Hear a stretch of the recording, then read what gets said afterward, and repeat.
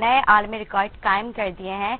उम्मीद करते हैं शाहीन जो है हमारे पाकिस्तान आए तो जीत कर ही आएंगे इंशाल्लाह। किस तरह अपनी टीम को सपोर्ट कर रहे हैं हमारे नाज़रीन, आप लोग टेलीविजन पर दिए गए नंबर पर जो व्हाट्सएप नंबर है उस पर अपनी तस्वीर और वीडियो शेयर करें।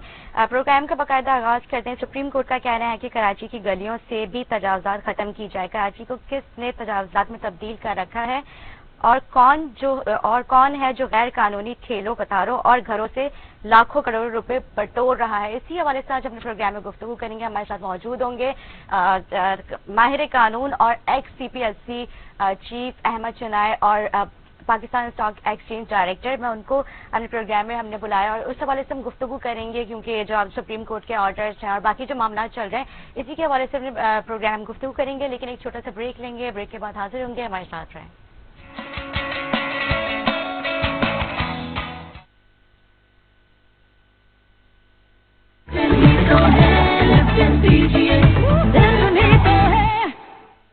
चाहे गर्मी हो या पसीना, ये दे आपके बालों को up to 24 hours shine.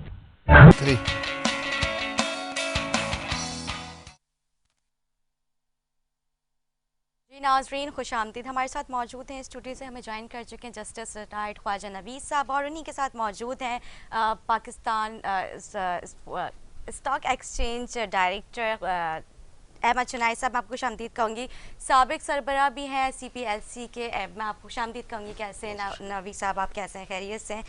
Sir पहले तो आप सब लोग को बहुत बहुत मुबारक हो, पाकिस्तान फिर से जो है जीत के आ चुका है और इंशाल्लाह उम्मीद करते हैं कि जी हाँ पाकिस्तान जो है जब हमारे खिलाड़ी पाकिस्तान लौटे तो और हो सकता है कि सेमीफाइनल में दोबारा हमारा टाकरा इंडिया से हो जाए।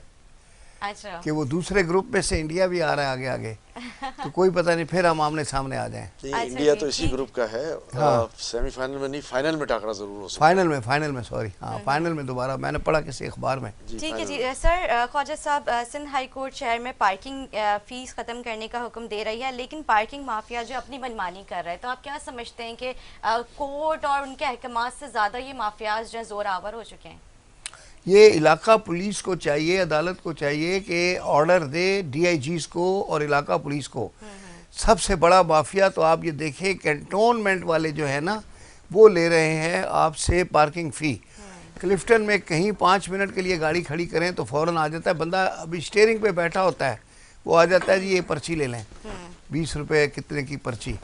तो 2 मिनट के लिए आप दुकान के अंदर जाते हैं, वो 20 रुपये लेने आ जाता है। बल्कि कई दफ़ा मैंने देखा है कि स्टीयरिंग पे बैठे हुए हैं, आपने सामने से कोई ऑर्डर दिया है किसी चीज़ का तो वो बंदा आ जाता है पैसे, वो ऑर्डर जब तक नहीं आता 20 रुपये ले खड़ा हो जाता है। तो ये कैंटोनमेंट वालों को कुछ लोग ने पूरे कराची का ये हाल है, हर जगह पे गैर कानूनी माफिया मतलब चार्ज पार्किंग और ये मतलब काफी टाइम से चलता हुआ आ रहा है जबकि इनके ऊपर कोर्ट ने स्ट्रिक्टली ऑर्डर्स लिए हैं। मैं अहमद साहब मैं आपसे भी आपकी भी राय जानूंगी क्योंकि आपको पता है जैसे महंगाई उरूज पर है, पेट्रोल की कीमतों में आए रोज इजाफा हुआ जा रहा है। 1 नवंबर से मतलब उम्मीद करते हैं कि हो सकता है महंगाई में फिर से पेट्रोल की कीमतों में कराची के दूसरे इलाकों में तो ये है कि ये जो पुलिस के बीटर होते हैं ना, पुलिस वालों ने उनके हाथ में एक डंडा दिया हुआ होता है और वो हर बंदे से पैसे ले रहे होते हैं। वो किसको पहुंचाते हैं अल्लाह जाने, लेकिन वो बड़े धड़ल्ले से लेते हैं ऊपर। लेकिन ये कंटोनमेंट का मुझे समझ नहीं आती कि वहाँ के कौन इनको, और वो पैसे जाते कहाँ हैं, कहाँ जमा होते हैं। ये बहुत सवाल निशान इस पर हम गुफ्तगू करेंगे। अहमद साहब आपने मेरे ख्याल से मेरे सवाल सुन लिया होगा आपने, जिस तरह से पेट्रोल की कीमतों में इजाफा मतलब आलमी सतह पे क्या पेट्रोल की कीमतें हैं, हमारे नाज़रीन को थोड़े से सवाल से आप डिटेल में बताएं। देखिए अगर जहाँ तक चार्ज पार्किंग का मसला है, मैं समझता हूँ कि दुनिया में बहुत सारी जगहों पे अपनी अपनी जगह पे चार्ज पार्किंग मौजूद है। ऐसा नहीं है कि नहीं है, लेकिन वहाँ पर चार्ज पार्किंग जो है वो एरिया रेसिडेंट्स के लिए नहीं होती, उनके लिए होती है जो बाहर से लोग वहाँ आते हैं। दूसरा मैं समझता हूँ कि जो हमारा शहर है जिसका मैग्नीट्यूड है, जो हमारे पास ट्रैफिक का हाल है, तो बजाय इसके कि ये चार्ज पार्किंग का सिलसिला शुरू किया जाए, हमारे पास पार्किंग प्लाजाज होने चाहिए जो सिटी गवर्नमेंट के अंदर मैनेज हो। एक वाहिद प्लाजा सदर में बना था, उसकी जबोहाली जो है वो सबको पता है, और वहाँ से जो है वो शटल सर्विस भी होनी चाहिए ताकि लोग वहाँ तक पहुँच सकें जहाँ तक वो जाना चाहते हैं। और ये सारा एक बेहंगम प्लानिंग का नतीजा है, सिर्फ ये सोच के कि जी कि केएमसी के रेवेन्यू में इजाफा हो जाएगा, कैंटोनमेंट बोर्ड के रेवेन्यू में इजाफा हो जाएगा, ये उनकी सड़कें हैं।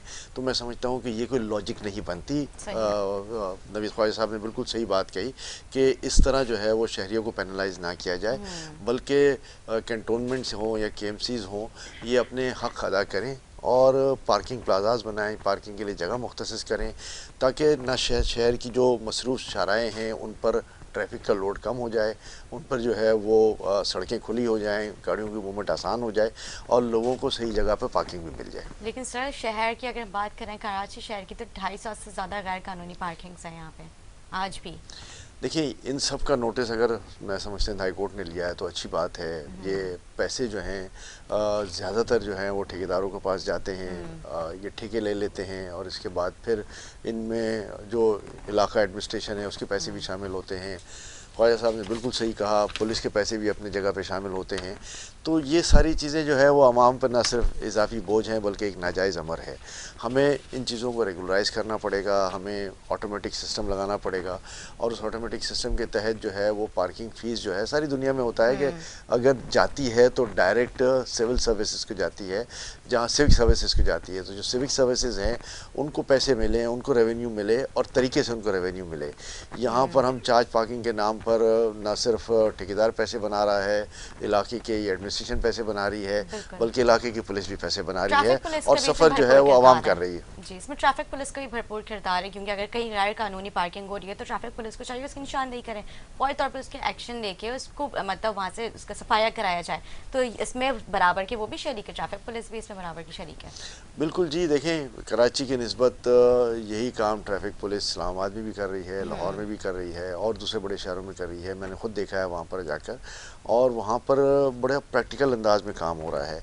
आज वक्त ये है कि जी कराची की पुलिस भी जो है वो इसी तरह मोबिलाइज हो जाए। कराची के जो पुलिस के करता धरता हैं, एडिशनल आईजीज़ और तमाम डिस्ट्रिक्ट के आईजीज़, उनका एक बड़ा रोल होना चाहिए और इस निज़ाम को जो है वो बेहतर बनाने के लिए जो है वो एक अमली शक्ल देनी चाहिए। बिल्कुल। नवीद साहब, आप क्या कहेंगे? देखिए जी, बड़ी अच्छी बात कही है अहमद चुनाय साहब ने। सारी दुनिया में मीटर लगे होते हैं और पार्किंग मीटर होते हैं, उसमें लोग अपने कॉइन डालते हैं और 15 मिनट का, आधे घंटे का, 25 मिनट का, और बाकायदा आदमी टिकट लगाने वाला गाड़ियों पे होता है। अगर आपका गाड़ी खड़ी है वहाँ और आपका 20 मिनट का टाइम है तो वो टाइम अप हो गया, उसमें लाल बत्ती आ जाती है तो आपकी गाड़ी के ऊपर टिकट लगा जाता है। तो लोग इतनी एहतियात करते हैं वो उस पर पैसे डालने के लिए। बाज़ औक़ात चेंज नहीं भी होता तो इधर उधर से मांग के चेंज दाखिल करते हैं, क्योंकि अगर पार्किंग फ़ी लगनी है 10 पाउंड और पता चला कि वो फ़ाइन हो जाएगा 200 पाउंड, तो लोग बड़ी एहतियात करते हैं। अच्छा, ये हम हर चीज़, कुत्ते की खुराक भी इंपोर्ट कर रहे हैं, हम बिल्ली की खुराक भी इंपोर्ट कर रहे हैं। आप सुपर मार्केटों में देखें आप, आजकल भरा हुआ है सामान कुत्ते की और उसकी जो है वो फूड वो आ रही है, इंपोर्ट हो रही है। तो आप पार्किंग मीटर इंपोर्ट कर लें, 5-7 बड़ी बड़ी जगहों पे लगा दें, सदर में लगा दें, जहाँ पे प्रॉब्लम है मैक्रो रोड पे लगा दें, जहाँ लोग खड़ी करके चले जाते हैं गाड़ी, तो वो मीटर में लोग पैसे डालेंगे तो हुकूमत में डायरेक्ट पैसे मिलेंगे। ठीक है ना। अब क्या है कि ये जिसने वो रबड़ की चप्पल पहनी होती है, हाथ में सोटी पकड़ी होती है, हर बंदे से 20 रुपये लेके जेब में डाल लेता है, तो वो किसको जमा कराता है हमें तो पता भी नहीं है। एक दिन मैंने एक का चेक किया वहाँ पे एक लिफ्टन में, तो मैंने कहा दिखाओ भाई किसने तुम्हें ठेका दिया। उसने जो जेब से कागज़ निकाला वो 2 साल पहले का एक्सपायर्ड था। अच्छा जी हाँ, बिल्कुल, ये बात आपकी हकीकत है। लेकिन आपने यहाँ पे डॉग और कैट फूड का जिक्र किया, यहाँ पे आवाम को खाने के लिए चीज़ें मैसर नहीं है, महंगाई अरूज पर है, और यहाँ पे मतलब डॉग और फूड को तो अफोर्ड करना पर बहुत बड़ी बात है। इसी तरह से मैंने यहाँ की बिल्लियाँ खुशकिस्मत है, यहाँ के कुत्ते खुशकिस्मत हैं, कम अज़ कम उनको शैम्पू मिल रहा है, उनको कंडीशनर मिल रहा है। अच्छा। बेचारे अवाम को तो साबुन भी नहीं मिलता। सही बात है, जाहिर है। बिल्कुल, अगर हम डेली वेजर की बात करते हैं तो बहुत मुश्किल है उनके लिए सर्वाइव करना, स्पेशली इस दौर में, क्योंकि जैसे पेट्रोल की कीमत है, उसके बाद अशिया खुर्दनोश जो है वो भी आपके सामने ही है और उसमें कितना इजाफा कर दिया गया है। तो अवाम किस तरह से सर्वाइव कर रही है? हमें सब आपके क्या ख्यालात हैं इस हवाले से? देखिए, थोड़ा सा मैं पीछे की तरफ जाऊँगा। हम हमेशा कंपैरिजन करते हैं पिछले दौर और इस दौर को। ज़ाहिर है वक्त के साथ साथ महंगाई बढ़ती है, लेकिन इस दौर में बिलखुसूस लोगों की जेबों पर जो बोझ पड़ा है वो unprecedented in the history of Pakistan है। और होना ये चाहिए था कि जहाँ गवर्नमेंट ने बहुत सारी मराद की हैं, जो बड़ी बड़ी इंडस्ट्रीज़ हैं उनको बड़ी लेवरेज दी गई है, बड़ी आसानी दी गई है, बड़े आसान कर्ज़ों पे आसान शराइत पर कर्ज़े दिए गए हैं, आसान इंटरेस्ट रेट पे कर्ज़े दिए गए हैं और इसकी वजह से उन इंडस्ट्रीज़ ने बड़ा प्रॉस्पर किया है। लेकिन उसके प्रॉस्पर करने पर मैं ये समझता था कि शायद डाउन द लाइन भी इसका बेनिफिट जाएगा, लेकिन अनफॉर्चुनेटली डाउन द लाइन वो बेनिफिट नहीं जा पाया और लोगों ने जिनके पास कैपेसिटीज़ हो गई, जिनके पास होल्डिंग पावर हो गई, जिनके पास लिक्विड कैश ज़्यादा हो गया, इन्होंने अपनी जो प्रोडक्शन है उसको होल्ड कर ली। वो होल्ड बैक करने से ज़ाहिर है मार्केट में एक खला पैदा होता है, मार्केट में एक ज़रूरत पैदा होती है, डिमांड पैदा होती है। तो वो डिमांड जब पैदा हुई तो उन लोगों ने अपने मनमाने दामों पर जो है वो अशाए खुर्दनोश जो है वो बाज़ार में दी और इसमें जो आवाम की जेब है उस पर बहुत बड़ा असर पड़ा है। उनकी जेबें तो गर्म हो गई, जो बड़े लोग थे, जो बड़े इंडस्ट्रियलिस्ट थे, लेकिन अल्टीमेटली आवाम की जेबों पर जो है वो बहुत बड़ा असर पड़ा है। और सिंध हुकूमत ने, मैं आज भी खराज तहसीन पेश करता हूँ कि 17-18 हज़ार से उन्होंने 25,000 कर दिए, वफाकी हुकूमत ने 20,000 मिनिमम पे कर दी, लेकिन मैं ये समझता हूँ कि ये 25,000 भी नाकाफ़ी हैं। 17-18 हज़ार की अब कॉस्ट ऑफ लिविंग जो है वो ऑलमोस्ट डबल हो गई है, 36-40 हज़ार पे हमारा जो है वो आ गया है और आप 25,000 देकर कोई, मैं समझता हूँ कि थोड़ा सा रिलीफ मिलता है लेकिन बहुत बड़ा रिलीफ नहीं मिलता। होना ये चाहिए था कि जब ऊपर जो है वो आपको अनएक्सपेक्टेड रेवेन्यूज़ मिल रहे हैं, अच्छी आपने ग्रोथ की है, तो फिर नीचे के एम्प्लॉयज़ को भी जो है वो अच्छी तनख्वाहें दी जानी चाहिए थी। अनफॉर्चुनेटली वो नहीं दी गई। इसका रिजल्टेंट फैक्टर आपने देख लिया कि हर तरफ जो है वो महंगाई की सदा है और एक फेलियर अगर इस करंट गवर्नमेंट का लिया जाता है तो ये लिया जाता है कि आपने महंगाई पर काबू नहीं पाया और आम आदमी जो है उससे बुरी तरह मुतासिर हुआ है। इस पर आज भी नज़रसानी की ज़रूरत है। आपकी बिजली के नोट जो हैं वो डबल हो गए हैं, आपके गैस के प्राइसेस डबल हो गई हैं, आपके पानी के प्राइसेस बढ़ गए हैं, आपके फ्यूल के प्राइसेस जो हैं वो डबल हो गए हैं। तो फिर मुझे ये बताएं कि इसका रिजल्टेंट फैक्टर जो है वो आपकी बाकी सारी ज़िंदगी पे भी आता है। स्कूल के बच्चों की फ़ीसें डबल हो रही हैं, बाकी जितने भी हैं, आपके ट्रांसपोर्टेशन की कॉस्ट बहुत महंगी हो गई है, आपकी गाड़ियाँ जो हैं वो डबल हो गई हैं, उनकी कॉस्ट डबल हो गई है। तो डिवैल्यूएशन का भी एक बहुत बड़ा इफेक्ट आया है। ये सारे इफेक्ट मिलकर एक महंगाई का इज़्हाम आ गया है जो मैं समझता हूँ कि आम आदमी की सर्वाइवल जो है वो किसी सूरत में भी अब मुमकिन नहीं है। बिल्कुल ठीक है। एक चीज़ मैं आपको बताऊं, चीनी जो है, चीनी की प्रोडक्शन पंजाब में सारे सियासी लोगों के पास हैं, फैक्ट्रियां उनकी जहांगीर तरीन की है, चौधरी शुजात वालों की है, नवाज शरीफ वालों की है, यही लोग हैं जिनकी सारी फैक्ट्रियां हैं। और सिंध में भी एक पॉलिटिकल ख़ानदान है, उनकी 17-18 जो है पूरी शुगर मिले हैं। सबके नाम ले लिया, सिंध में कौन सा ऐसा खानदान है? एक ही है, सारी उनके पास है, आसम जरदारी साहब के पास है। सही। लेकिन बात यह है कि ये सारी शुगर मिलें पूरे मुल्क में बैंक के कर्जे से बनी हुई हैं। इन लोगों के सिर्फ प्लॉट थे, सारा बैंक का वो लगा के पैसा है। मेरा एक ही मशवरा इमरान खान से साहब से है कि जहाँ इतने बहुत काम किए हैं, एक ऑर्डर करके ये सारी शुगर मिले नेशनलाइज कर लें और फिर वो चीनी गवर्नमेंट खुद बेचे। सही। इनको नेशनलाइज, इनका कोई नुकसान नहीं होगा क्योंकि बैंकों के कर्जे से बनी हुई हैं और कर्जा जो है वो वैसे ही देना है इन्होंने वापस। तो ये सिर्फ अपना कर्जा यूज़ करके ब्लैक कर रहे हैं चीनी। ठीक है, बहुत आसान हल है। ये शौकत तरीन साहब अगर सुन रहे हैं तो फौरी तौर पे आज इसका मशवरा बना के समरी बनाएं और सारे शुगर मिलों को नेशनलाइज करने की समरी आज ही बना दें। ठीक है, देखें चीनी सस्ती होगी, हर चीज़ सस्ती हो जाएगी। बिल्कुल ठीक है। एक चीज़ का इम्पैक्ट, वो कहते हैं ना खरबूजे को देख कर खरबूजा रंग पकड़ता है। बिल्कुल ऐसे ही है। चीनी अगर 75 रुपए से आ जाएगी 50 रुपए पे, तो आप फिर देखें कि फौरी तौर पे आटा भी नीचे आ जाएगा। अच्छा अहमद साहब, मतलब आप दोनों से सवाल है ये, बाकी और अगर हम सुबह की बात करते हैं तो वहाँ पे इतना ज़्यादा मतलब महंगाई नहीं है जितना सिर्फ सिंध के साथ ये दुश्मनी की जा रही है। सिंध में तो बहुत ही ज़्यादा है। कल हमारे पास MP आए हुए थे, पीछे आए अदील अहमद खान साहब जो हमारे यहाँ नोट बहुत है ना। तो वो ये कहते हैं कि अगर 110 का है तो यहाँ पे 160 की वो चीज़ मिल रही है। मतलब इतना डिफरेंस है। अगर हम KPK और पंजाब की अगर हम बात करते हैं तो वहाँ से और सिंध का अगर हम कंपेरिजन करते हैं तो ज़मीन और आसमान। आप सदर और डिफेंस के प्राइसेस देख लें चीज़ों के, जो चीज सदर में 60 रुपए में मिलती है वो डिफेंस में 100 रुपए की मिलती है। बिल्कुल, ये यहाँ पर तो डिस्ट्रिक्ट का ख्वाजा ही फर्क आ साहब जाता की है। बात डिस्ट्रिक्ट का फर्क पड़ ख्वाजा जाता है। साहब की बात बिल्कुल ठीक है, वो समंदर के इस पार समंदर के उस पार वाली बात है। हाँ। लेकिन ऐसा नहीं है कि पूरे मुल्क में जो है वो सस्ती चीज़ें हैं और कराची में महंगी चीज़ें हैं। ये एरिया लोकेशन वाइज डिपेंड करता है, हाँ, जो ख्वाजा एरिया साहब ने कौन बात सा की है, है। जिधर माल अगर ज़्यादा है। चीनी 160 रुपए है तो 160 रुपए के लगभग पूरे मुल्क में है। लेकिन हम बड़े सुपर स्टोर से लेके चले जाएं जहाँ एयर कंडीशन मॉल में आप शॉपिंग कर रहे हैं तो उन्होंने अपनी प्राइसेस अपनी प्राइस लगाई होती है। और इसकी वजह से ये पैरिटी नज़र में आती है। तो यहाँ उन्होंने के एयर जो कंडीशन का खर्चा भी तो आपसे MPAs लेना हैं है या MNAs हैं उनसे कहें कि ये पैरिटी तो देखें, कि इलाके की पैरिटी देख लें। हम ये बात ना करें कि जी फला सूबे में सस्ता है हमारे सूबे में महंगा है, ऐसा नहीं है। वो ऑलमोस्ट सिमिलर टर्म्स पे ही होता है। 2-5% का फ़र्क ज़रूर हो सकता है। ट्रांसपोर्टेशन कॉस्ट है, जो एट द डोर स्टेप चीज़ें मिलती हैं वो हमेशा सस्ती होती हैं।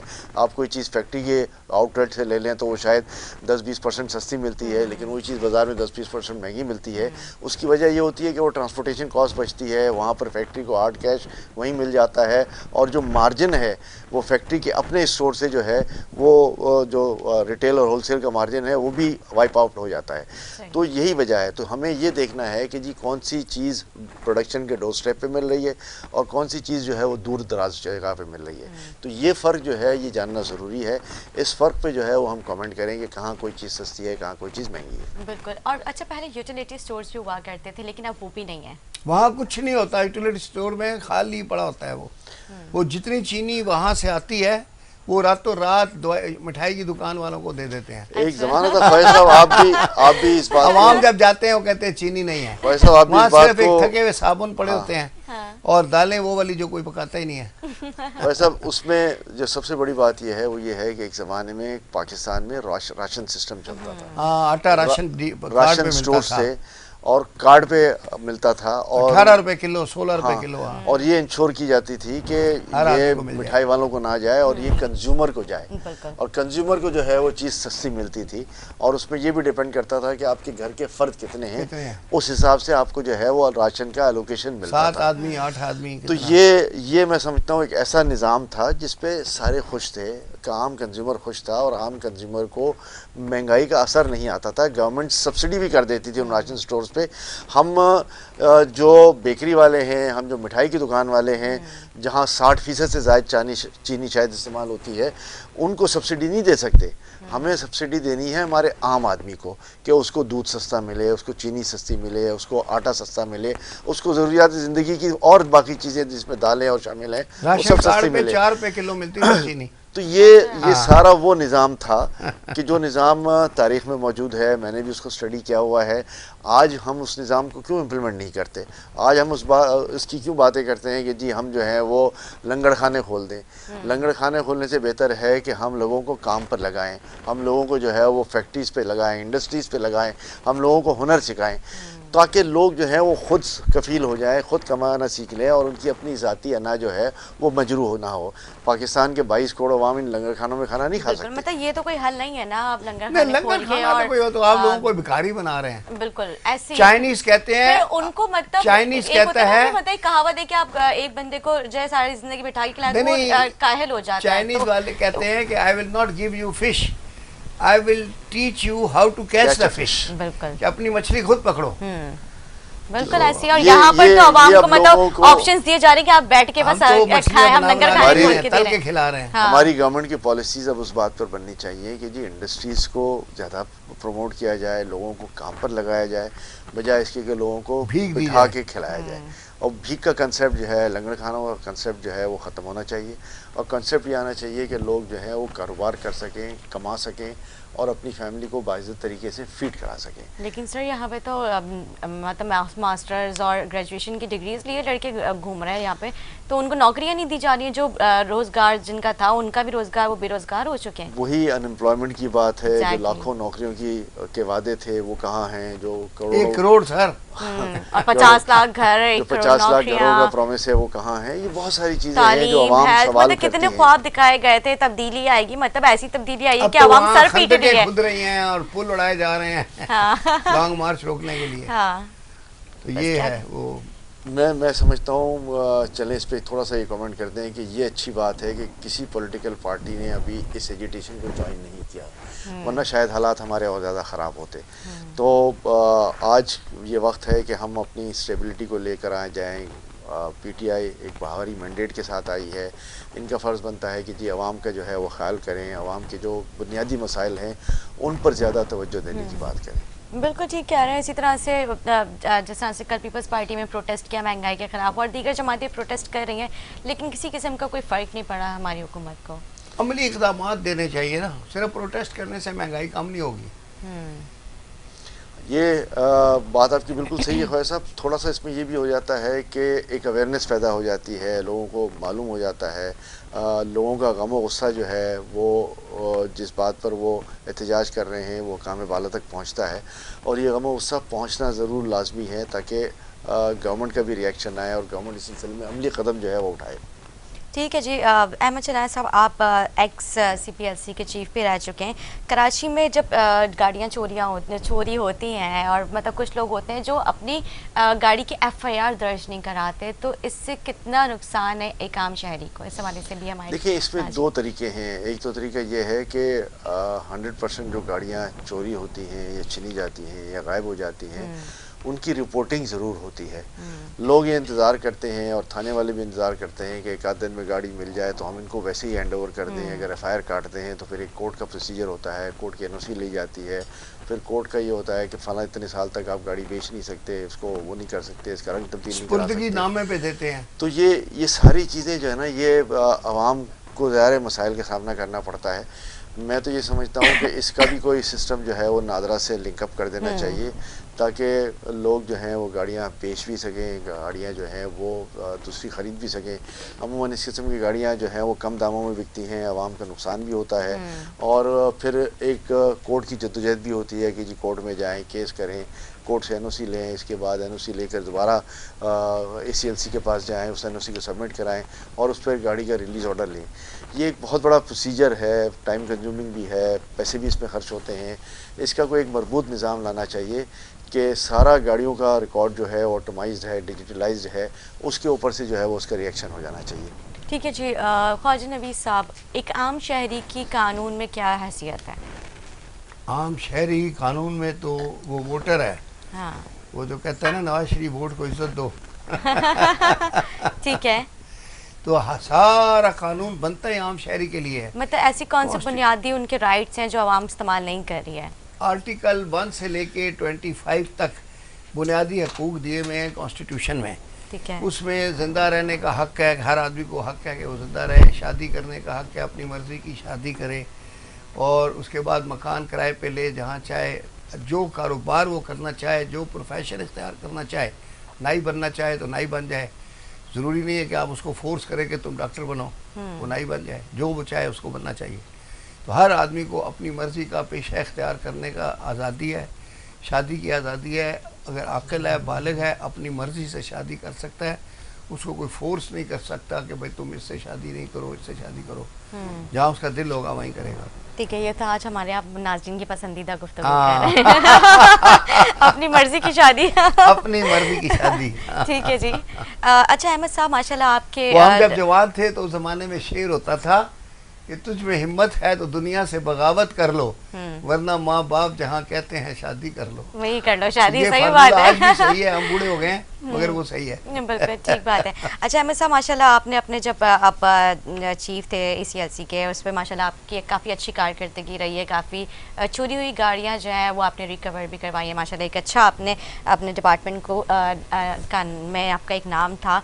अच्छा, जिस तरह से जो चोरी हुई गाड़ियाँ होती हैं वो मतलब ये जो माफियाज हैं, इनके ख़िलाफ़ आज भी माफिया सरगर्म में आए रोज़ इस तरह के माफियाज जो हैं कभी पकड़े जाते, लेकिन उस तरह से आज भी जो है इनको कंट्रोल नहीं किया जा रहा है माफियाज के ख़िलाफ़। मतलब एक ग्रैंड ऑपरेशन क्यों नहीं किया जा रहा है प्रॉपर तरीके से? देखिए, हमने हमेशा इस बात को जो है वो इस पर जोर दिया है कि तमाम गाड़ियों का एक नेशनल डेटाबेस रजिस्ट्रेशन होना चाहिए। अगर सिंध ने अपना डेटाबेस बनाया हुआ है तो पंजाब का भी होना चाहिए, पंजाब का भी बना हुआ है मुझे पता है, बलूचिस्तान का भी होना चाहिए और KP का भी होना चाहिए। लेकिन ये तमाम डेटाज जो हैं वो आजकल बड़ी मॉडर्न टेक्नोलॉजी है, वो इंटीग्रेट हों। और अगर गाड़ी कराची में चोरी हुई है और वो पेशावर में चल रही है तो पेशावर की पुलिस के पास और अपने मोबाइल फ़ोन पे ऐप होनी चाहिए कि वो गाड़ी चेक कर ले कि ये गाड़ी चोरी की है या उसकी है। अनफॉर्चुनेटली ये बात नहीं है, इसलिए पाकिस्तान के दूसरे हिस्सों में कराची की छिनी हुई गाड़ियाँ जो हैं वो धड़ल्ले से चल रही होती हैं, कोई इसका पूछने वाला नहीं होता और स्कॉट फ्री हो जाता है। लोगों की यहाँ लाखों रुपए की, करोड़ों रुपए की गाड़ियाँ जो हैं, अरबों रुपए की गाड़ियाँ अगर इन टोटल करें तो वो जो है वो पूरे पाकिस्तान में फिर रही होती हैं, उनके पैसे ज़ाया हो रहे होते हैं और दूसरे इसका बेनिफिट उठा रहे होते हैं। तो अब ये प्रैक्टिस बंद होने के लिए ये डिजिटलाइजेशन ज़रूरी है। इस डिजिटलाइजेशन से लोगों को इस अज़ाब से निजात भी मिलेगी और मैं समझता हूँ कि एक बेहतर मैनेजमेंट हो सकेगी। गाड़ियों की चोरी की या छीनने की जो वारदातें हैं उसकी हौसला शिकनी होगी। आज भी कराची में जो एवरेज है गाड़ियों के छीनने का वो बदस्तूर कायम है। दो तरीक़ों से ये गाड़ियाँ होती हैं, या तो ये आप कंट्री चली जाती हैं, वहाँ चल रही होती हैं, बलूचिस्तान के अंदरूनी इलाकों में चल रही होती हैं, कोई पूछने वाला नहीं होता, या तीसरा इसका सबसे बड़ा मसरफ यह है कि कराची की शीर्षा मार्केट या दूसरे मुल्क, दूसरे सूबों के जो शीर्षा मार्केट है वो रातों रात जो हैं वो गाड़ियां जो हैं वो खुल जाती हैं और इनके पुर्जे जो हैं वो दूसरी गाड़ियों में इस्तेमाल होते हैं, डिसमेंटल कर देते हैं। तो ये इसका स्टीयरिंग बेच देते हैं, उधर स्टीयरिंग मिल जाता है, हर चीज़ मिल जाती है। बिलखुसूस एक आध मैन्युफैक्चरर हमारे यहाँ ऐसे हैं जो लोकल मैन्युफैक्चरर्स हैं, उनकी गाड़ियाँ जो हैं वो लोग टाइम लिमिट के साथ 2 घंटे में पूरी डिसमेंटल कर देते हैं।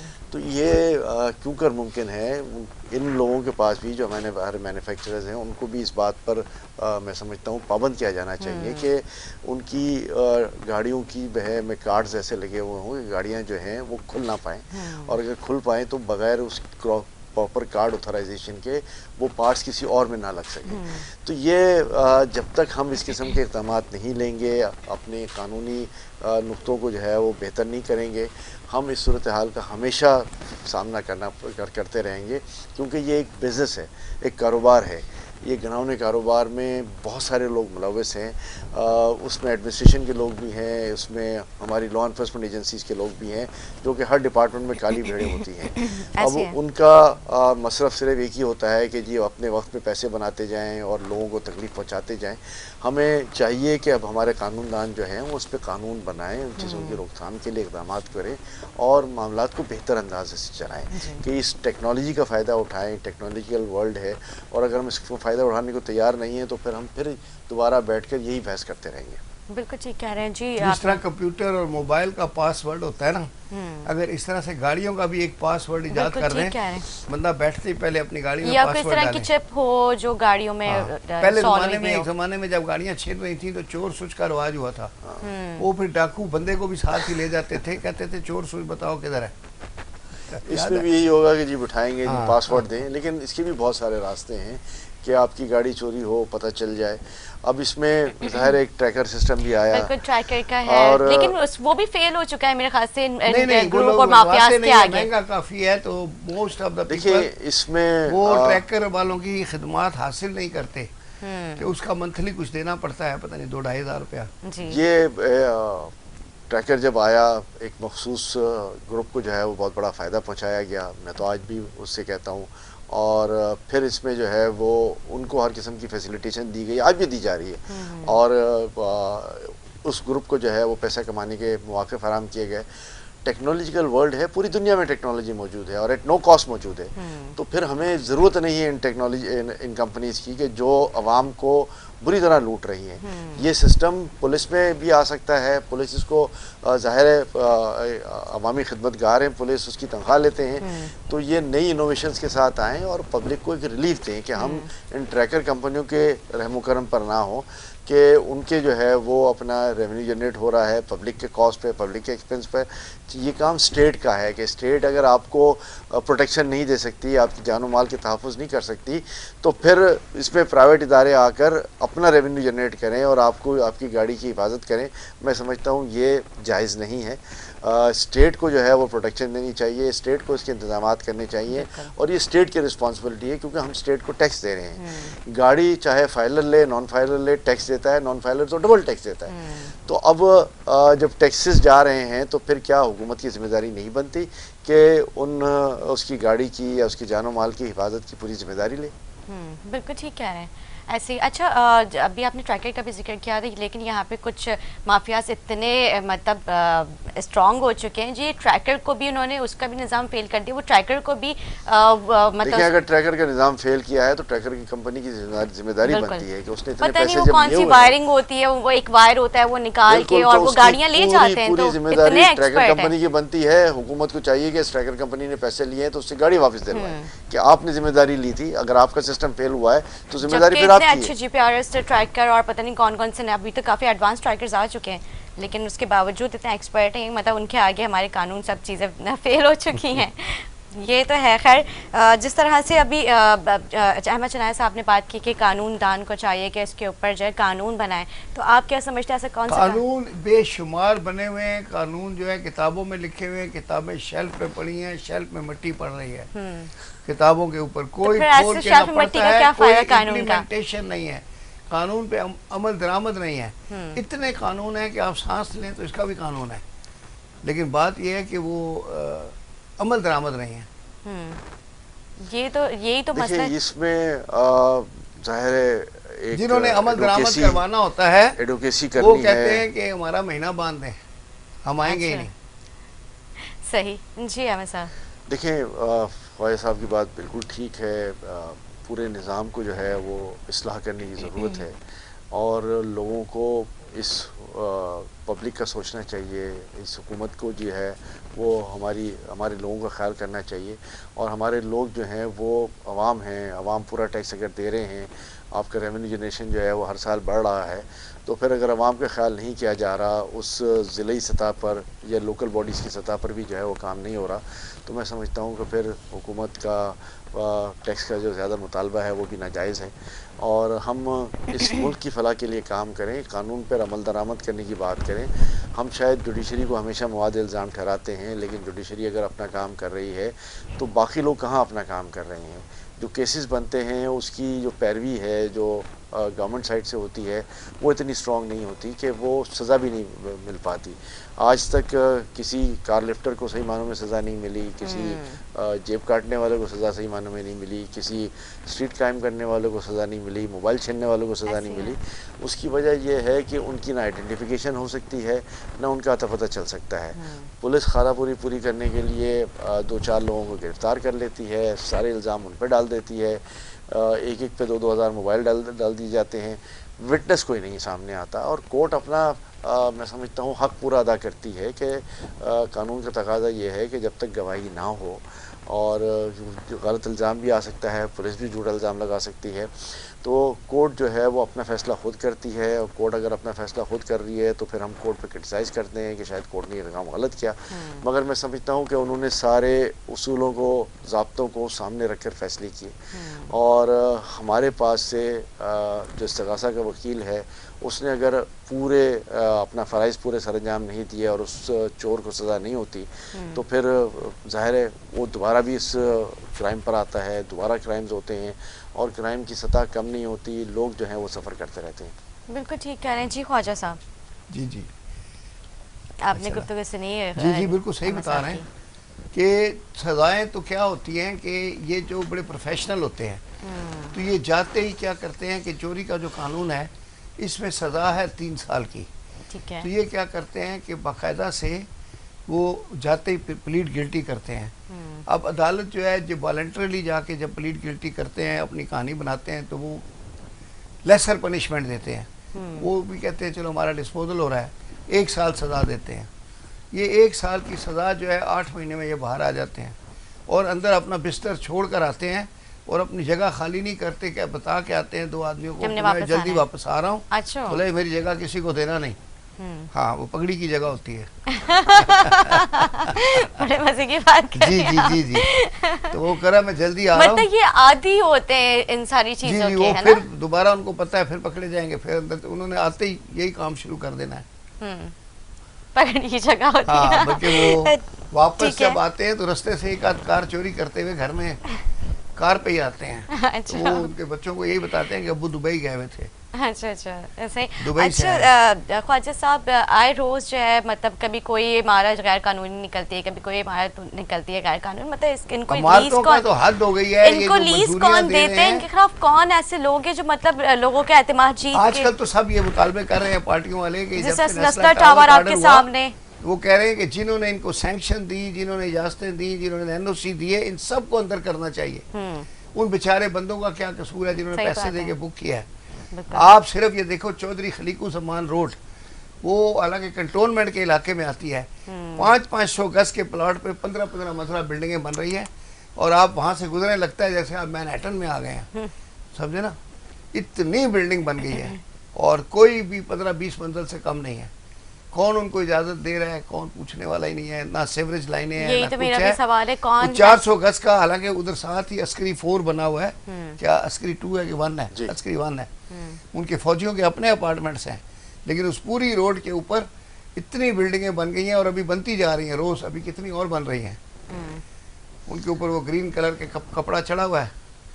और देखिए रोज जो बनती जा ये रही जो है। नाजायज तमीरात हो रही और हैं, कौन इजाजत दे रहा है उसकी इसकी- पता नहीं है। चीफ जस्टिस ने वो देखी नहीं अभी तक, चीफ खलीक हाँ, हाँ। चौधरी इसकी खलीक इजाजत जमान भी रोड से किसी दिन बाकायदा गुजरे, दी जा रही वो है। सारी रोड गिराने के लायक है। हम्म, एक नेस्ला टावर नहीं, वो पूरी रोड गिराने वाली है। जी 400 गज के मकान पे 25 मंजिला बिल्डिंगें बनी हुई हैं। और इसमें अल्टीमेटली सफरर तो वो हैं कि जिन्होंने बुक किए हैं। हैं। अच्छा, उन्हें ये तो नहीं पता होता बुक करते वक्त कि ये गैर कानूनी बनी हुई है। बिल्कुल। इसका तो बाकायदा इजाज़तनामा SBCA से अखबारों में छपा होता है, उसकी प्राइस छपी हुई होती है और उस नहीं, चौधरी इजाज़तनामे, खलीक जमान रोड तो कैंटोनमेंट में आती जी है। वो कंटोनमेंट में आता है। मैं वैसे ही कंटोनमेंट उन्होंने भी के दे दी अलावा- इजाजत। ये पूरे कराची नहीं, की इधर बात तो करें। कराची को तो मंसूर काका दे रहे थे ना, चीफ मिनिस्टर हाउस के बिल्कुल सामने 30 मंजिला बिल्डिंग खड़ी हो गई है, 50 मंजिला। 50 मंजिला। उसमें अगर आप ऊपर से देखें तो चीफ मिनिस्टर को आप कपड़े बदलते हुए देख सकते हैं घर में। अच्छा हाँ, कोई सिक्योरिटी नहीं, कोई पर्दा नहीं, कोई प्राइवेसी नहीं। हाँ, पूरा चीफ मिनिस्टर आप उसके आगे नंगा हो गया उस बिल्डिंग के आगे। अच्छा जी जी। जी हमें साहब, तो देखिए ये सारी परमिशंस जब मिल जाती हैं और आवाम इन परमिशंस को देखकर बुकिंग करती है, तो फिर मुझे ये बताएं वो कि फी आवाम का फ्लोर क्या, पैसे लेते हैं। आवाम का क्या कसूर है इसमें। और लेकिन अहमद साहब मुझे सुप्रीम लगता है कोर्ट अवाम का ने भी थोड़ा कसूर है। देखिए, उनको मैं आपको अगर सारी बताऊं। जिंदगी वो जमा पूंजी लगा रहे हैं तो इसके पीछे उनको पूरी मतलब तहकीकात करनी चाहिए बिल्कुल ना। आपकी बात बिल्कुल ठीक है। तहकीकात करने से मुराद यही है कि आप SBCA की ओरिजिनल परमिशन देखेंगे ना, वो ओरिजिनल परमिशन मौजूद है, उस पर वो बुकिंग हो रही है। कोर्ट ने अपना डिसीजन बिल्कुल सही लिया। हम कोर्ट के डिसीजन को, सुप्रीम कोर्ट के डिसीजन को क्रिटिसाइज नहीं करते कि जी गैर कानूनी है, टूटेगी। लेकिन साथ साथ हमारी ये प्ली है, हमारी ये दरख्वास्त है कि जी हम आपके फ़ैसलों का पूरा एहतराम करते हैं, मगर आप मुझे सिर्फ ये भी वजाहत कर दें कि कौम जिसने SBCA की परमिशन देखकर बुकिंग की है, पैसे दिए हैं और वहाँ आकर रिहाइश पजीर हुआ है और अपनी कुल ज़िंदगी की जमा पूंजी जो है उस पर खर्च की है, तो उसका अजाला कैसे होगा। उसने बुकिंग की है कल के रेट पर, आज का रेट जो है वो उससे दुगना हो गया है, तो उसको इक्विवेलेंट रेट कहाँ जगह मिलेगी। तो मुझे ये बताएं कि जब SBCA ने गैर कानूनी जगह पर परमिशन दी, सिंधी मुस्लिम ने परमिशन दी, तमाम लोकल इंतज़ामिया ने परमिशन दी, 17 किस्म की मुख्तलिफ NOCs इशू होती हैं जिसमें ट्रैफिक की भी होती है, एनवायरमेंटल भी होती है और भी बहुत सारे इशूज़ होते हैं। उन सब की परमिशंस के बाद वो जब बिल्डिंग बनती है फिर उसका कंप्लीशन प्लान भी SBCA देता है। काफी सारे डिपार्टमेंट जैसे वाटर और सीवरेज बिल्कुल। और बाकी दीगर के और किसी सिविल डिफेंस डिपार्टमेंट वाले भी आ जाते हैं। हाँ, किसी डिपार्टमेंट ने वो कहते कोई हैं आपने आग बुझाने वाला आला कहाँ लगाया है। फायर फाइटिंग इक्विपमेंट सही है, बात है। फला है, किसी डिपार्टमेंट ने NOC देते वक्त कोई ऑब्जेक्शन नहीं किया, तो फिर पब्लिक कहाँ जाएगी। हम पब्लिक को क्यों मवाद इल्जाम जाहिर है कराएंगे। आवाम के सामने तो वो सारी NOCs रख देता है और वो सारी उन NOCs के ऊपर ट्रस्ट करके वो अपनी सारी जिंदगी जमा पूंजी लगा देते हैं। तो ये एक इतना बड़ा मैं समझता हूँ फ्लॉ है कि जिसको एड्रेस करने की ज़रूरत है कि हम अपनी आवाम का ख्याल कर लें।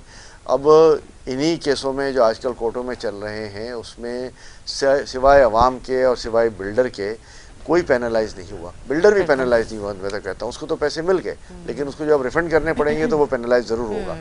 लेकिन आवाम जो है वो कहाँ जाएगी, जो अलॉटीज़ हैं वो कहाँ जाएंगी। और मैं समझता हूँ कि उनकी ज़िंदगी की जमा पूंजी जो है वो ख़तरे में पड़ जाती है। मेरा सिर्फ कहने का मकसद ये है कि जिन्होंने ये परमिशंस अलाउ की, 17, 18, 19 लोग जो थे डिपार्टमेंट्स थे, उनके ख़िलाफ़ कोई एक्शन सिंध गवर्नमेंट ने लिया, उनके ख़िलाफ़ कोई एक्शन किसी भी एजेंसी ने लिया, तो इसका मतलब ये कि वो ये हरकतें करते जाएं, आवाम को गलत जो है वो फीडबैक देते जाएं, गलत परमिशन देते जाएं, और फिर आखिर में सुप्रीम कोर्ट जब अपना फ़ैसला दे तो हम सुप्रीम कोर्ट को क्रिटिसाइज़ करें। मैं समझता हूँ हमें आज सुप्रीम कोर्ट को क्रिटिसाइज़ नहीं करना चाहिए, बल्कि हमें क्रिटिसाइज़ करना चाहिए उन इदारों को कि जिन्होंने ये परमिशन अलाउ की, और ये इदारे सारे सिंध गवर्नमेंट के मातहत हैं।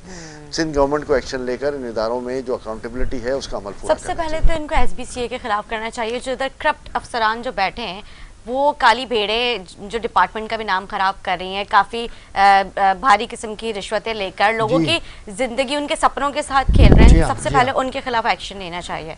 फी फ्लोर फिक्स है रेट, आपने जितने ऊपर माले डालने उतने करोड़ देते जाए। अच्छा, सही। तो मतलब इसमें आप वकला बरादरी भी अपना कुछ किरदार अदा करें ना, क्योंकि ज़ाहिर इस तरह की डिपार्टमेंट जो है आप लोग इनके पर्सनली ऐसे केसेस को आप लोग देखा करें ना जी। जो कोर्ट में आ जाता है वो तो फंस जाता है, वो तो फिर जाता नहीं है।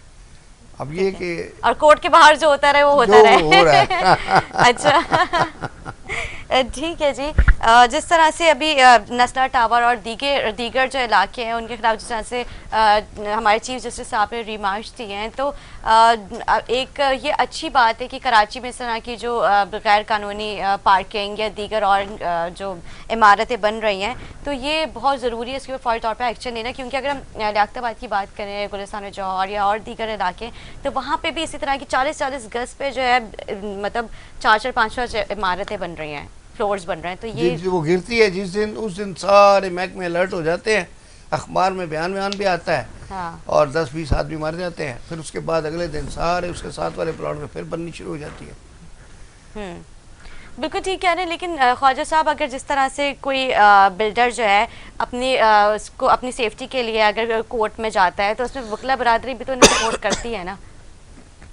नहीं, वो तो जाहिर है अपना वकील करेगा, तो उनको तो जाके यही बताते हैं। इलीगल के खिलाफ तो आप लोगों को भी आवाज नहीं उठानी चाहिए ना, के मुताबिक है, वहाँ तो ये लिख के लाते हैं। अच्छा, इलीगल के खिलाफ मैंने आवाज उठानी का, इलीगल के खिलाफ तो आप लोगों को भी आवाज उठानी चाहिए। मतलब ये चीज तो गलत है, आप कई जानों की जिंदगियों के से खेल रहे हैं आप। अगर खुदा ना ख्वास्ता वहाँ पे कोई मसला हो जाए, अगर वो गिर जाए, से पहले कितने साल की वाकयात हुए हैं कि इमारतें गिर जाया करती हैं, तो उसमें कोई चेक एंड बैलेंस नहीं है, ना उनका मटीरियल चेक किया जाता है, ना उनका स्ट्रक्चर चेक किया जाता है कि मतलब कौन सी क्वालिटी का और क्या उनकी वर्किंग जब मैप होता है, वो सब चीज़ों के बगैर उनको इमारतें बना दी जाती हैं। और इस पर उनके पीछे जो उनके लीगल एडवाइजर्स जो होते हैं वो भी उनके साथ होते हैं। तो वो साथ ही होते हैं, वो तो जाहिर है।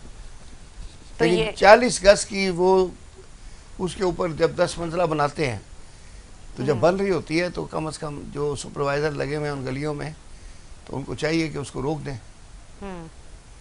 ठीक है जी अहमद साहब। देखिए, बिल्कुल सही है, हमारे पास अकाउंटेबिलिटी का कोई प्रोसेस नहीं है। सुपरवाइज़र जो इलाके का है वो फ़ी छत पैसे भी लेता है, मुकाम बाला तक भी पहुंचाता है, इल्लीगल तामीरात भी हो रही होती हैं, किसी चीज़ का कोई ख्याल नहीं रखा जाता, किसी परमिशन का कोई ख्याल नहीं रखा जाता। बाद में खाना पूरी के लिए सारी चीज़ें पूरी हो जाती हैं, और फिर कोई हादसा होता है तो सारे डिपार्टमेंट जो हैं वो अलर्ट हो जाते हैं, सब जाग जाते हैं। हर कोई जो है वो रिस्पॉन्सिबिलिटी जो है वो एक दूसरे पर टालने की कोशिश करता है, और हर आदमी अपनी परमिशन लेकर आ जाता है कि मेरी परमिशन मौजूद थी, ब्ला ब्ला ब्ला। इस किस्म की चीज़ें जो है वो हम रोज़ देख रहे होते हैं, रोज़ाना जो है वो हम इस पर बहस कर रहे होते हैं, हम इसको क्रिटिसाइज़ भी कर रहे होते हैं, हम कंडेम भी कर रहे होते हैं, लेकिन मसले का हल तलाश करने की बात नहीं होती। रिस्पॉन्सिबिलिटीज़ जो हैं वो एक दूसरे पर डाल रहे होते हैं। यहाँ हमारे यहाँ पोस्टिंग ट्रांसफ़र्स इतनी जल्दी होती हैं कि पिछला जो है वो जो काम करके चला गया वो चला गया, अगला जो आता है वो कहता है मुझे तो पता नहीं है पीछे वाले ने क्या होगा, और वो वहाँ मौजूद ही नहीं होता। तो ये सारी चीज़ें जो हैं ये हमारे निज़ाम की ख़राबी हैं। हम अपने निज़ाम को सही करें, लोगों को रिलीफ पहुंचाने की बात करें। हुकूमत सही मायनों में माई बाप होती है आवाम की, तो हुकूमत अपना फ़र्ज़ जो है वो पूरी तरह अदा करे। ठीक है जी, लास्ट क्वेश्चन करना चाहूँगी अहमद साहब आपसे, बढ़ती हुई महंगाई पाकिस्तान का मुस्तकबिल किस तरह देखते हैं? देखिए, पाकिस्तान का मुस्तकबिल बहुत ताबनाक है, यहाँ बड़ा पोटेंशल है। पाकिस्तान की जो स्ट्रेटजिकल जो जोग्राफिकल हैसियत है वो आइडियल है किसी भी मुल्क के लिए। हम मौसम के हवाले से भी बात कर लें, हम इंटरनेशनल पोर्ट के हवाले से बात कर लें, पाकिस्तान की स्ट्रैटेजिक लोकेशन के हवाले से बात कर लें, तो ये सारी चीज़ें जो हैं वो हमारी एक आइडियल लोकेशन की हैसियत से आती हैं।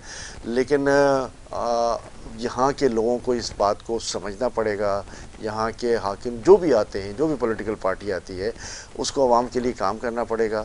और हमको जब तक हम इस मुल्क को तरक्की की राह पे लेके चलने की बात नहीं करेंगे और हम आपस में लड़ते रहेंगे, मसाइल का हल नहीं निकालेंगे, मुख्तलिफ़ किस्म के नॉन इश्यूज़ में पड़ जाएंगे, तो हमारा सिस्टम और हमारा निज़ाम जो है वो तरक्की नहीं कर पाएगा।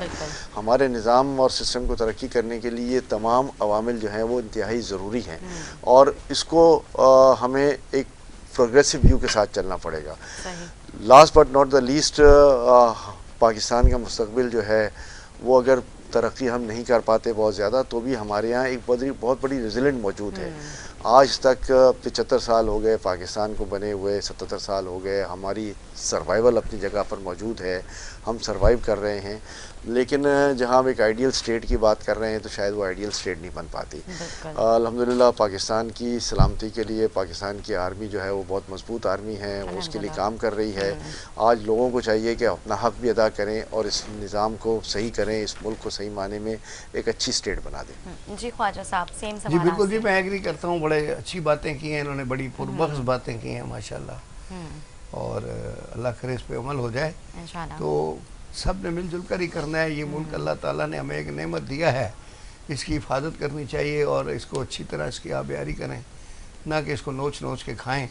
वो टिक टॉक वाली लड़की की तरह हम तो नोच रहे हैं, समझ रहे हैं ना। ठीक है जी ख्वाजा साहब, आपका बहुत शुक्रिया। वो जो आ गई थी उस पे क्या, वो मीनारे पाकिस्तान पे, हाँ, हमने मुल्क का शर्म किया हुआ है। था एक हर आदमी नोच रहा है, शुगर माफिया अलग नोच रहा है, फ्लोर मिलों वाला अलग नोच रहा है, सरकारी मुलाजिम अलग नोच रहा है, और जिसका जहाँ सुच लगता है वो वहीं लगा देता है। ठीक है जी ख्वाजा साहब, हमारे नाज़रीन को क्या पैगाम देना चाहेंगे?